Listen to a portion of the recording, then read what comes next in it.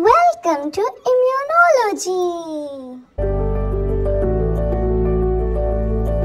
अब हम सी type lectin receptor जो है ना बुक से देखते हैं। सी टाइप लेक्टिन रिसेप्टर जो है ना बेसिकली इसकी हमारे पास सबसे पहले आपको ये पता होना चाहिए एक्स्ट्रा सेलुलर में है, ठीक है।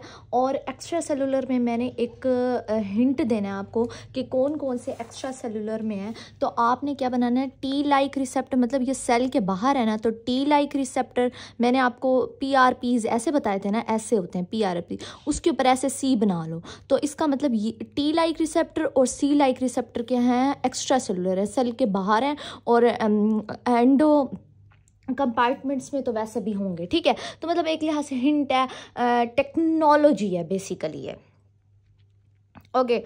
अब हम चलते हैं सी टाइप लेक्टिन रिसेप्टर जो है उसमें हमारे पास 2 टाइप्स बताई हैं। जैसे टॉल लाइक रिसेप्टर की 10 टाइप्स थी ना, अब सी टाइप लेक्टिन रिसेप्टर की 2 हैं। अब इसकी सी टाइप लेक्टिन रिसेप्टर की 1 2 3 नहीं है, इसमें आपने याद करना है DM से। DMC नहीं होती, DMC।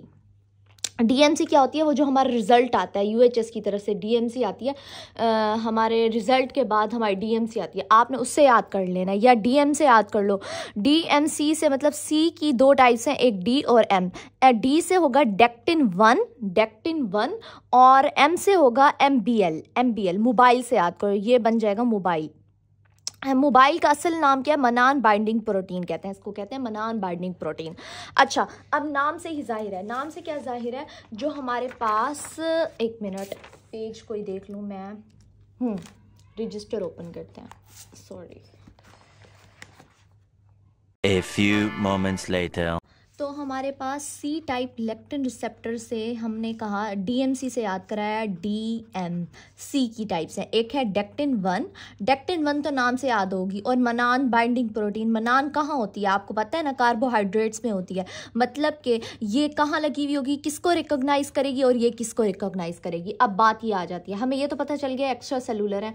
और जैसे हमने टॉल लाइक का पढ़ा था ना, जो T2 है, मतलब टॉल लाइक रिसेप्टर जो 2 है वो ग्राम पॉजिटिव को करती है और जो 4 है ग्राम नेगेटिव को। और वो जो हमारे पास टॉल लाइक रिसेप्टर 9 है वो बैक्टीरियल DNA को, वो भी अनमिथाइलेटेड साइक्लिक CpG DNA को। तो ये आप लिख लो एक्स्ट्रा बात। अब डेक्टिन क्या करती है, डेक्टिन करती है फंजाई की सेल वॉल में हमने पढ़ा था ग्लूकन होता है, क्या होता है, ग्लूकन, बीटा ग्लूकन होता है। काइटिन तो होती है, उसके अंदर क्या होता है, बीटा ग्लूकन होता है फंजाई की सेल वॉल में। तो उसको रिकॉग्नाइज करने के लिए, इसका मतलब अगर मेरे उसमें सेल में फंजाई आ गई, लाइक ये है ना, और यहाँ पर आ गई फंजाई, ये फंजाई आ गई, तो फंजाई को कौन रिकॉग्नाइज करेगा, हमारा सी टाइप जो है हमारी लेक्टिन रिसेप्टर, उसका कौन सी करेगी, डेक्टिन करेगा। डेक्टिन जो है ना, फंजाई मतलब फंजाई अटैच होगी डेक्टिन से, ना टोल लाइक रिसेप्टर से ना ही वो आपकी मनान से, वो करेगी आपकी डेक्टिन से बाइंड करेगी, उसका बीटा ग्लूकन बाइंड करेगा डेक्टिन से, ओके। यहाँ तक बात समझ आ गई। अब दूसरी पॉइंट है मोबाइल मनान बाइंडिंग प्रोटीन MBL। ये किसकी, ये ना कार्बोहाइड्रेट से करती है। एक तो मैंने C से याद किया हुआ था, ये कार्बोहाइड्रेट से करती है। कार्बोहाइड्रेट्स किस में कार्बोहाइड्रेट्स होते हैं, ऑलरेडी हमें पता है, बैक्टीरिया में भी कार्बोहाइड्रेट्स होते हैं, वायरस में भी कार्बोहाइड्रेट्स होते हैं, फंजाई में भी, मतलब उसकी कार्बोहाइड्रेट से कर रहे हैं। लेकिन जो डेक्टिन है वो बीटा ग्लूकन से कर रही है, DB से याद कर लो। और जो मनान है वो कार्बोहाइड्रेट से बाइंड कर रहा है। दैट्स इट, इतना सा आपने याद करना है और कुछ भी नहीं याद करना। अच्छा, अब आ जाएगा इसका वर्किंग प्रोसीजर क्या है। जैसे हमने टोल लाइक रिसेप्टर का पढ़ा था ना, क्या पढ़ा था, हमने कहा था टोल लाइक रिसेप्टर पे जैसे ही कोई चीज़ बाइंड होगी, एक मिनट जूम इन करते हैं, जैसे ही कोई बैक्टीरिया आ गया, ग्राम पॉजिटिव हो, ग्राम नेगेटिव हो, या कोई DNA हो उसका बैक्टीरिया का, तो जैसे ही वो बाइंड करता है टोल लाइक रिसेप्टर एक्टिवेट हो जाता है और वो सिग्नल भेजता है न्यूक्लियस को, और वो साइटोकाइंस रिलीज करती है। साइटोकाइंस क्या करती हैं, आपके T सेल्स को एक्टिवेट करती है, T सेल्स को कहती है एक्टिवेट हो जाओ, जल्दी एक्टिवेट हो, और प्रो इन्फ्लेमेटरी मतलब इन्फ्लेमेशन कॉज करती है, ओके। अब बिल्कुल सेम एग्जैक्टली जब फंजाई आ गई या कोई कार्बोहाइड्रेट होगा बैक्टीरिया का, ठीक है, तो वो जैसे ही सी टाइप लेक्टिन रिसेप्टर के साथ अटैच हुई, सी टाइप ही है, ठीक है, सी टाइप के साथ अटैच हुई, वो भी एक्टिवेट हो जाएगा, वो भी सिग्नल भेजेगा और वो क्या रिलीज करेगा, आपने ये बात याद रखनी है। सी टाइप लेक्टिन रिसेप्टर बहुत इंटरेस्टिंग एमसीक्यूज है, मोस्ट फेवरेट यूएचएस का। ये ऐसे हमारे पास साइटोकाइंस रिलीज करता है जो कि ऑप्सोनाइजेशन में हेल्प करता है। मैं बताती हूँ दिस वन, ये आपको बुक से पढ़ना पड़ेगा और बड़े मज़े की बात है। मतलब क्या, मतलब कि जो टॉल लाइक रिसेप्टर था जब वो एक्टिवेट होता था उसके ऊपर कोई चीज़ आके लगती थी तो वो न्यूक्लियस को सिग्नल भेजता था, न्यूक्लियस क्या करता था, साइटोकाइंस रिलीज करता था, ऐसे साइटोकाइंस जो जाके अडॉप्टिव इम्यूनिटी को एक्टिव करते थे, मतलब टी सेल्स को एक्टिव करते थे, टी सेल्स बी सेल को एक्टिवेट करते थे, बी सेल्स एंटीबॉडीज बनाती थी। ये कहानी नहीं बोलनी, उस सेम एग्जैक्टली सी टाइप क्या कर रहा है, सी टाइप के अंदर थोड़ा डिफरेंट है। ये क्या कर रहा है, जैसे ये एक्टिवेट हुआ इसके ऊपर आके फंजाई लगी या कोई कार्बोहाइड्रेट लगा तो ये क्या करेगा, न्यूक्लियस को सिग्नल भेजेगा, न्यूक्लियस ऐसे साइटोकाइंस रिलीज करेगी जो कि मनान बाइंडिंग प्रोटीन को ज्यादा कर देगा। मनान बाइंडिंग प्रोटीन जो जितनी लगी हुई है ना सेल के ऊपर, मतलब मनान बाइंडिंग प्रोटीन क्या है बेसिकली, ये है रिसेप्टर, हमारा कौन सा रिसेप्टर है, PRRs है, पैटर्न रिकॉग्निशन रिसेप्टर। ये ना ऐसे ज़्यादा हो जाएंगे, मतलब एक लिहाज से ना ये एक्यूट फेज रिस्पॉन्स है। एक्यूट फेज रिस्पॉन्स क्या होता है बेसिकली, एक टेस्ट करवाएंगे हम लोग जब ना हमें कोई इन्फेक्शन होता है ना तो हम टेस्ट करवाते हैं, हमारी CRP ज़्यादा आती है। अगर इन्फेक्शन हुआ, कोई भी बैक्टीरियल इन्फेक्शन हुआ, वायरल इन्फेक्शन, तो हमारी क्या होती है, मोस्टली बैक्टीरियल इन्फेक्शन में CRP ज़्यादा आती है। सेम तो इस चीज़ को ना हम टेस्ट, आगे ना पूरा चैप्टर आएगा एक्यूट फेज रिस्पॉन्स का, तो बिल्कुल वहाँ पर हम ये बात पढ़ेंगे। मनान बाइंडिंग प्रोटीन भी एज अ एक्ट कर रही होती है एक्यूट फेज, मतलब हम लोग जब इसका टेस्ट कराएंगे ना तो ये बहुत ज़्यादा आएगी। तो क्यों ज़्यादा आएगी, क्योंकि सेल्स में ये ज़्यादा हो जाती है ड्यू टू साइटोकाइंस, एक ये बात, और दूसरा ये कि ये ना ऑप्सोनाइजेशन में हेल्प करेगी, मतलब कि न्यूक्लियस ऐसे सिग्नल भेजेगा जो ना फैगोसाइटोसिस में ना हेल्प करेगी। ऑप्सोनाइजेशन बेसिकली होता है कंप्लीमेंट सिस्टम में इसका बेसिक रोल पढ़ेंगे और एंटीबॉडीज़ में। तो ये ऑप्सोनाइजेशन, बस 2 MCQs हैं कि एक्यूट फेज रिस्पॉन्स ज़्यादा करेगी, ठीक है, हमारा मनान बाइंडिंग, और ऑप्सोनाइजेशन में हेल्प करेगी। 2 MCQs हैं, ये बातें नहीं बोलनी, इसको अंडरलाइन कर लो, हाईलाइट कर लो, जैसे याद करना है कर लो। फंजाई कौन सी है, कैंडिडा एल्बिगन्स है। ओके, अब हम आ जाते हैं NOD like receptors, NOD like और रिग 1 हेलिकेज लाइक रिसेप्टर पे। ओके, अब आपको पता है कि हमारे इंट्रासेलुलर की हम बात करें, इंट्रासेलुलर सेल के अंदर, साइटोप्लाज्म के अंदर, हमने बात कर ली सेल के बाहर वाली 2 थे, toll like receptor, C type receptor. अब हम साइटोप्लाज्म के अंदर जो हमारे रिसेप्टर्स फिरे होते हैं अल्लाह ताला ने यहाँ भी रखे हुए हैं। अगर कोई बैक्टीरिया इनसे बचकर आ गया अंदर, सेल के अंदर आ गया, फॉर एग्जांपल वायरसेस ज़्यादा होते हैं, ऐसे वायरसेस ये काम चोरों वाले काम करते हैं, ये आके ना हमारे सेल के अंदर बैठ जाते हैं, न्यूक्लियस के अंदर बैठ जाते हैं, उसकी मशीनरी को कंट्रोल करते हैं और अपने जैसे बहुत सारे वायरसेस बना लेते हैं। बिल्कुल सेम एग्जैक्टली अल्लाह ताला ने हमारे लिए इसलिए यहाँ पर भी रिसेप्टर्स रखे हुए हैं हमारे इनेट सेल्स के अंदर, इम्यून सेल्स के अंदर, ताकि वो ना वायरसेस को पकड़ लें, या कि कोई ऐसा बैक्टीरिया जो मोस्टली होते हैं वो अंदर घुस जाते हैं, तकरीबन वो भी इंट्रासेलुलर होते हैं, हमने पढ़े हुए हैं, ठीक है। तो जैसे क्लेमाइडिया, रिकेचिया, इंट्रासेलुलर हैं, ये अंदर अगर घुस गए हैं तो अल्लाह ताला ने साइटोप्लाज्म में भी रिसेप्टर्स रखे हैं कि इनको पहचान लें। अब वो कौन से 2 रिसेप्टर्स हैं जो साइटोप्लाज्म में अल्लाह ताला ने रखे हैं, वो है एक नॉड लाइक रिसेप्टर्स, ठीक है, और दूसरा हम पढ़ेंगे रिग 1 हेलिकेज। रिग 1 हेलिकेज जो है ना ये स्पेशली हमारे वायरसेस के लिए। वेयर इज़ माई वायरस, छोटा वायरस कहाँ गया, ये रहा। ये जो रिग 1 हेलिकेज है ना, रिग से याद रखो क्योंकि वायरसेस में क्या होता है, तकरीबन RNA होता है, वैसे DNA भी होता है, ठीक है। तो इसके RNA या DNA अगर अंदर आ गया, वायरसेस क्या करता है, जब भी किसी सेल पे आता है तो ये अपना वायरस अपना DNA अंदर डाल देता है, ठीक है, और खुद अनकोड हो जाता है। तो अगर DNA और RNA इसका अंदर आ गया तो R से याद रखना कि ये इसको पकड़ेगा। और जो नॉड लाइक रिसेप्टर है वो किसके लिए होता है, ये क्वेश्चन है, मैं आगे बताती हूँ। ये बैक्टीरिया के लिए होता है, आगे मैं एक्सप्लेन करती हूँ, ठीक है। ओके, अच्छा, अब आप ज़रा गौर से सुनना नॉड लाइक रिसेप्टर की बात। नॉड लाइक रिसेप्टर भी टोल लाइक रिसेप्टर का ही एक वो है, ठीक है। नॉड लाइक रिसेप्टर NOD, ठीक है, नॉड लाइक रिसेप्टर, ठीक है, रिसेप्टर इसमें भी 2 टाइप्स हैं, जैसे सी टाइप की 2 टाइप्स थी ना, DMC से मैंने आपको याद कराया था इसका, ठीक है। और नॉड लाइक रिसेप्टर में है एक नॉड 2, इसके नाम से ही जाहिर है नॉड 2, और दूसरी है इसकी नॉड लाइक रिसेप्टर P3। ये तरह मुश्किल नाम है लेकिन आपको ना पूरा ही याद करना पड़ेगा। मतलब नॉड लाइक रिसेप्टर P3, इसकी 2 टाइप्स हैं, एक का नाम ये है, एक का नाम ये है। अब ये किसके लिए है, ये किसके लिए है दोनों सेल के साइटोप्लाज्म के अंदर, दोनों साइटोप्लाज्म के अंदर फिर रही होती हैं, ठीक है, ये दोनों रिसेप्टर्स, ठीक है। अब ये वाला जो है ना नॉड लाइक रिसेप्टर्स, ये किसके लिए है, वेट अ मिनट,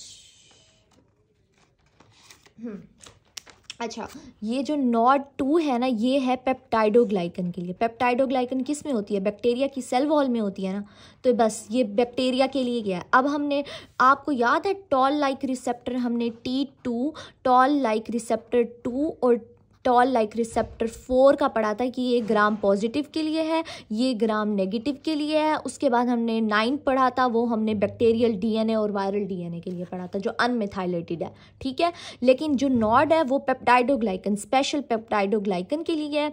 और जो नॉड लाइक रिसेप्टर P3 है ना, बेसिकली ये बहुत इंपॉर्टेंट है, ये स्टेफाइलोकोकस के टॉक्सिन के लिए। आपको पता है ना स्टेफाइलोकोकस हमारा ना इतना ख़तरनाक होता है, ये टॉक्सिन रिलीज़ करता है। कौन से टॉक्सिन होते हैं, एंडोटॉक्सिन रिलीज़ करता है, याद है आपको, हमने पढ़ा था अपनी माइक्रो में ये टॉक्सिन। अब क्या होता है, फॉर एग्जांपल अगर स्टैफ ओरियस आ गया, स्टैफ ओरियस क्या होता है, ग्राम पॉजिटिव कोक्साई, ग्राम पॉजिटिव कोक्साई होता है स्टैफ ओरियस। ये हमारा सेल है, हमारा सेल, हमारी बॉडी का सेल, मतलब ये हमारा क्या है, मैक्रोफेज कह लो या डेंड्रिटिक सेल कह लो, डेंड्रिटिक सेल कह लो, या फिर हमारा क्या है हमारा मास सेल कह लो, कोई भी कह लो, ठीक है। अच्छा, अब इसके अंदर क्या पड़ा हुआ है, हमारा नॉड लाइक रिसेप्टर P3 पड़ा हुआ है साइटोप्लाज्म के अंदर, और पड़ा हुआ है नॉड 2।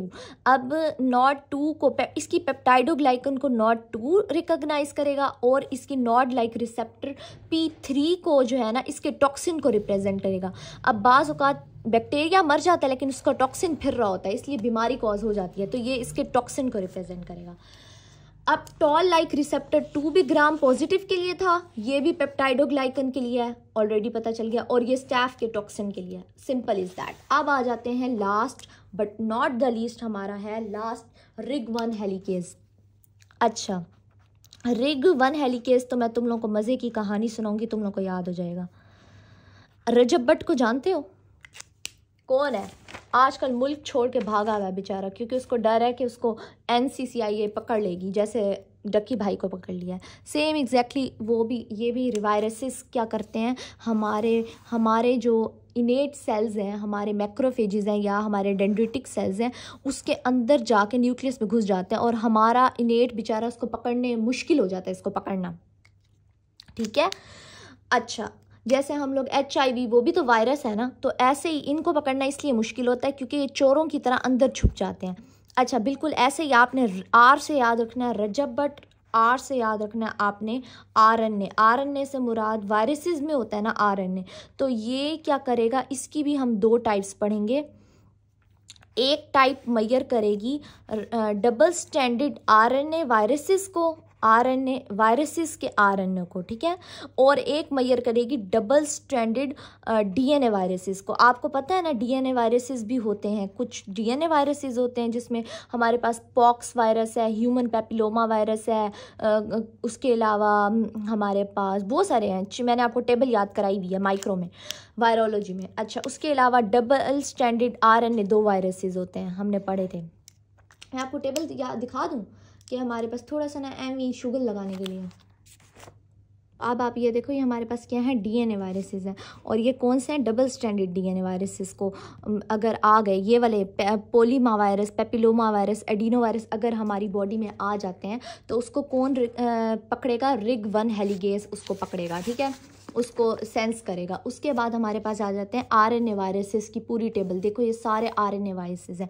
उसमें मैंने आपको 2 वायरसेस बताए थे जो कि हमारे पास डबल स्टैंडर्ड RNA वायरसेस हैं। वेट, ये डबल स्टैंडर्ड RNA, रियो वायरस और रेट्रो वायरस।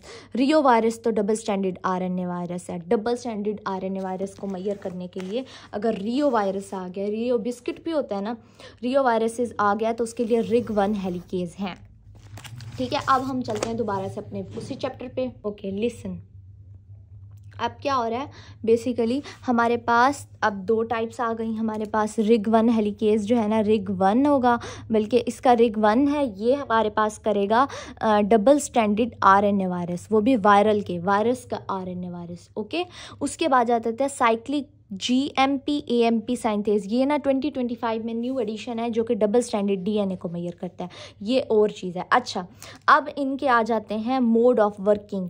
अब जो RIG-I हेलिकेज है ना, सबसे पहले NOD1, हमने ये तो बता दिया मैंने आपको, इसकी 2 टाइप्स हैं, NOD की, NOD2, और ये बुक में लिखा हुआ है, लिखने की ज़रूरत नहीं है। और NOD लाइक रिसेप्टर P3, ये जब एक्टिवेट होता है ये न्यूक्लियस को सिग्नल भेजेगा और ये क्या रिलीज़ करेगा ये हमें पता होना चाहिए।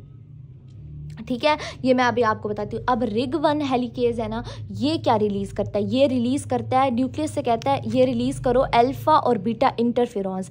इसके आगे फंक्शंस हम आगे पढ़ेंगे, अल्फ़ा और बीटा। अच्छा, अब ना मैंने आपको कहा था जो RIG-I हेलिकेज है ना, इसकी 2 टाइप्स हैं। टेबल में इसकी एक लिखी हुई है RIG-I, ठीक है, सिर्फ RIG-I लिखी हुई है, RIG-I, ठीक है, लेकिन एक लिखी हुई है मैदा-5, MDA, मैदा-5, मैदे से याद करो, इसका मैदा ख़राब हो गया है वायरस की वजह से। मैदा-5 ये हमारे पास लिखी हुई है अपनी बुक के अंदर, रुको मैं तुम लोग को दिखाती हूँ। ठीक है, मैदा-5 ये क्या होती है, स्ट्रैंड्स फॉर मेलानोमा। इस जो स्ट्रैंड्स है ना वो खुद याद कर लेना। अच्छा, ये क्या करती है बेटा जी, ये भी हमारे पास डबल स्टैंडर्ड RNA वायरसेस के लिए होती है। ठीक है, तो बेसिकली और फिर जैसे ये आके लगेंगे तो अल्फ़ा और बीटा इंटरफेरॉन्स रिलीज़ होंगे। सिंपल इज दैट, इतना सिंपल था। ओके, जो मैंने आपको सबसे पहले टॉल लाइक रिसेप्टर का बताया था कि वो ऐसे साइटोकाइंस रिलीज़ करते हैं और अडॉप्टिव सेल्स को और प्रो इन्फ्लेमेटरी सिग्नल्स को वो करते हैं। प्रो इन्फ्लेमेटरी सिग्नल्स कौन से हैं, UHS का मोस्ट फेवरेट क्वेश्चन आता है। प्रो इन्फ्लेमेटरी सिग्नल्स का मतलब ये है इन्फ्लेमेशन कराना। हम ये जनरल पैथोलॉजी में भी करके आए थे। इन्फ्लेमेशन का एक तो मकसद ये होता है कि आपके ना इन्फेक्शन वहीं तक रहे, आगे ना फैले। मतलब अगर कोई वायरस आया, मुझे यहाँ ना ह्यूमन पेपिलोमा वायरस हुआ है, पता है आपको, यहाँ वार्ड बन गया, मैंने रिमूव कराना है, बहुत पेन भी करता है। अच्छा, तो ये बेसिकली क्या है कि यहाँ पर ना इन्फ्लेमेशन हो जाती है ताकि ये इन्फेक्शन यहीं तक रहे, आगे ना बियॉन्ड करे। उसके अलावा ना ये दूसरे सेल्स को, ये इन्फ्लेमेशन जब होती है ना, मतलब एक सेल के अंदर अगर वायरस आ गया, ये रहा, ठीक है, एक सेल के अंदर अगर कोई वायरस आ गया है, बैक्टीरिया आ गया है, कुछ भी आ गया ना, तो वो क्या होती है, इन्फ्लेमेशन, साइटोकाइंस रिलीज़ करेगा। साइटोकाइंस क्या होते हैं कि टॉल लाइक रिसेप्टर, ज़्यादातर साइटोकाइंस रिलीज़ करेगा जो कि प्रो इन्फ्लेमेटरी सिग्नल भेजेंगे। प्रो इन्फ्लेमेटरी सिग्नल क्या होते हैं कि भाई इन्फ्लेमेशन कराओ। इन्फ्लेमेशन क्यों कराओ कि भाई एक तो टेम्परेचर हाई हो जाए और रेडनेस हो जाए, पेन हो जाए, पता चल जाए कि इन्फेक्शन हुआ हुआ है। बाकी सारे सेल्स इकट्ठे हो जाएंगे, मतलब डेंड्रिटिक सेल्स और भी आना शुरू हो जाएंगे ताकि इसकी हेल्प कर सकें। एक पॉइंट ये, तो इस वजह से ये क्या करते हैं, एक्टिवेट्स करते हैं सेल्स को कि वो किल करें। उसके अलावा इन्फेक्शन यहीं तक रहे, एक तो ये फ़ायदा है इन्फ्लेमेशन का, इन्फेक्शन यहीं तक रहे। तीसरा ये फ़ायदा है कि वो डैमेज रिपेयर हो जाए। हमने ये पढ़ा था ना जनरल पैथोलॉजी में कि रिपेयरिंग में भी इन्फ्लेमेशन हेल्प करती है। ओके, यहाँ तक हम अल्हम्दुलिल्लाह डन हो चुके हैं। अब मैं आप लोगों को नोट्स सिखाती हूँ, आप उससे रीड आउट करो। बहुत अच्छे नोट्स हैं, बेस्ट नोट्स हैं। आप लोग इसका स्क्रीनशॉट बच्चे लेना चाहते हैं ले लो, इसमें एक्स्ट्रा बातें भी लिखी हुई हैं। ठीक है, ओके, दूसरा पेज ये है इसका और तीसरा पेज ये है। Okay, A few moments later. अच्छा, तो आज के हमने लेक्चर में पैथोजन रिकॉग्निशन रिसेप्टर पढ़ा। पैटर्न रिकॉग्निशन रिसेप्टर कहते हैं इसको, पैटर्न, या पैथोजन नहीं है, पैटर्न है। ठीक है, पैटर्न रिकॉग्निशन रिसेप्टर्स। जो पैथोजन होते हैं ना वो पैम्प्स, वो हमारे जर्म्स पे लगे हुए होते हैं। मतलब पैटर्न रिकॉग्निशन रिसेप्टर्स का कनेक्शन होगा पैम्प से। ऑलरेडी हम लोग कितनी मतलब ये बात पढ़ चुके हैं कि हमारे जो इनेट सेल्स हैं उन पे PRRs लगे हुए होते हैं। हमने आज उसकी टाइप्स देखी, PRRs की टाइप्स देखी हैं, ठीक है। ये हमारे पास थी एक पिक्चर जो मैंने आपको PRRs बताए थे कि इन पे PRRs होते हैं और जो बैक्टीरिया आते हैं उसको पैम्प्स लगे हुए होते हैं। अच्छा, जो पैथोजन है उन पे तो पैम्प्स लगे हुए होते हैं, लेकिन जो हमारे कुछ टॉक्सिन है, आपको पता है हमारी कुछ ड्रग्स होती हैं वो भी टॉक्सिन के तौर पे जो जहर बंदे खाते हैं उन पे क्या लगा हुआ होता है, उसके खिलाफ भी हमारी इनेट इम्यूनिटी एक्टिव करती है। उसको कहते हैं डैम्प। डैम्प क्या होता है? बेसिकली डैमेज एसोसिएटेड, ठीक है, डैमेज एसोसिएटेड। और ये क्या है? पैम्प का है पैथोजन एसोसिएटेड। मतलब हमारे पास दो टाइप्स के होते हैं, एक पैम्प्स होते हैं जो पैथोजन पे लगे हुए होते हैं, जैसे बैक्टीरिया, वायरसेस, फंजाई, पैरासाइट हो गए। ये हमारे पास क्या है? Bacteria, fungi, parasite. और बैक्टीरिया कहाँ गया मेरा? हाँ, ये रहा। इन पर पैम्प्स लगे हुए होते हैं, लेकिन अगर कोई ड्रग्स ले रहा है ऐसी जो बहुत डैमेज हो, हमारे इम्यून सेल्स को एक्टिव कर दें, उन पे डैम्प्स लगे हुए होते हैं, ठीक है। और अगर कोई जहर खा रहा है, टॉक्सिन खा रहा है, उस पर भी डैम्प लगा हुआ होगा। अच्छा, अब हमारी 4 टाइप्स ऑफ PRRs हैं, PRRs, ठीक है। 4 टाइप्स की हैं, 2 एक्स्ट्रा सेलुलर हैं, 2 intra cellular. Toll like receptor और सी ल्यूकिन रिसेप्टर्स ये हमारे एक्स्ट्रा सेलुलर हैं, सेल के बाहर हैं। और नॉड लाइक रिसेप्टर और रिग 1 हेलिकेज ये हमारे इंट्रा सेलुलर हैं, सेल के अंदर है। अब आपको याद कैसे करना है टॉल लाइक रिसेप्टर्स के बारे में कि ये कहाँ लगे हुए होते हैं, पहले इसकी लोकेशन का पता हो। ये हमारी आउटर सेल मेम्ब्रेन में और एंडोसोम्स पे। एंडोसोम्स भी कैसे बनते हैं? हमारी सेल मेम्ब्रेन से ही होता है, उसकी इमेजिनेशन से। तो ये यहाँ बने हुए होते हैं। एक तो इसकी लोकेशन आपको पता होनी चाहिए, ठीक है। फिर आप आ जाओगे इनेट, कौन से इनेट सेल्स पे टॉल लाइक रिसेप्टर्स हैं? मैक्रोफेजेस पे हैं, डेंड्रिटिक सेल्स और मास्ट सेल्स पे हैं। ये इयोसिनोफिल इन सब पे टॉल लाइक रिसेप्टर नहीं होते। न्यूट्रोफिल, इयोसिनोफिल और हमारे कौन से हैं? बेजोफिल, इन पे नहीं होते। लेकिन मास्ट सेल्स, डेंड्रिटिक सेल और मैक्रोफिल, ये आपकी बुक में नहीं लिखी हुई बात, लेकिन ये मैं आपको खुद इसलिए बता रही हूँ ताकि आपको इन्फॉर्मेशन होनी चाहिए। आगे कुछ पॉइंट्स आएंगे जिसमें ना ये आपको कंफ्यूज करेंगी बातें। अच्छा, अब लाइगेंड्स कौन से हैं? मतलब कि ये जो रिसेप्टर हैं टॉल लाइक रिसेप्टर, किसको अटैच करेंगे? अब टॉल लाइक हमारी बुक में जो मेंशन हुआ है वो टॉल लाइक रिसेप्टर 2 के बारे में बात की हुई है, 4 के बारे में और 9 के बारे में बात की हुई है। जो 3 और 5 है ना, ये भी इंपॉर्टेंट है। अगर आप पढ़ना चाहो तो वेल एंड गुड, अगर नहीं पढ़ना चाहो तो भी ठीक है। अब हमारी बुक में टॉल लाइक रिसेप्टर 2 जो है ना सिर्फ ग्राम पॉजिटिव के लिए कहा गया, लेकिन इसका कंपोनेंट यीस्ट में भी होता है। जो बच्चे ना 4th ईयर में इलेक्टिव सब्जेक्ट इम्यूनो पढ़ते हैं उनके लिए ज़रूरी है वो ये नोट्स ले लें। लेकिन जो MBBS के हैं, BDS के हैं, MLT के एज अ सब्जेक्ट इम्यूनो पढ़े हैं, इलेक्टिव सब्जेक्ट नहीं पढ़े, तो वो बस बुक वाली बात याद रखें। मैं बताती जा रही हूँ साथ साथ बुक की क्या बात है।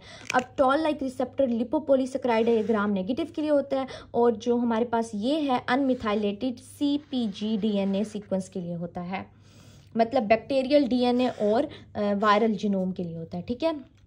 अब ये जो टॉल लाइक रिसेप्टर 5 है ये फ्लैजेला के लिए होता है। टॉल लाइक रिसेप्टर 3 जो है ना ये डबल स्ट्रैंडेड RNA के लिए होता है, वो भी वायरस के लिए। वायरस के लिए हमने एक और भी पढ़ा था, रिग 1 हेलिकेज, ठीक है। ये टॉल लाइक रिसेप्टर भी RNA वायरसेस के लिए है, तो ये बात याद रखना। और टॉल लाइक रिसेप्टर 7 जो है ना वो सिंगल स्ट्रैंडेड RNA वायरस के लिए है, ओके।